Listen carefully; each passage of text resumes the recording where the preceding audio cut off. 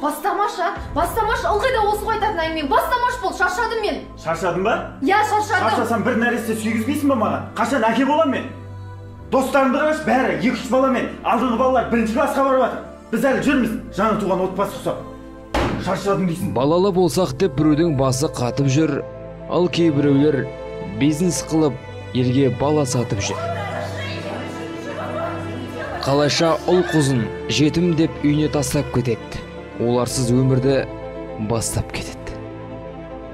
Жас қыздар бақытын алдыртып жатыр, көтермейтін дәрілер салдыртып жатыр. Бақыт деген балада екенін неге біз білмейміз?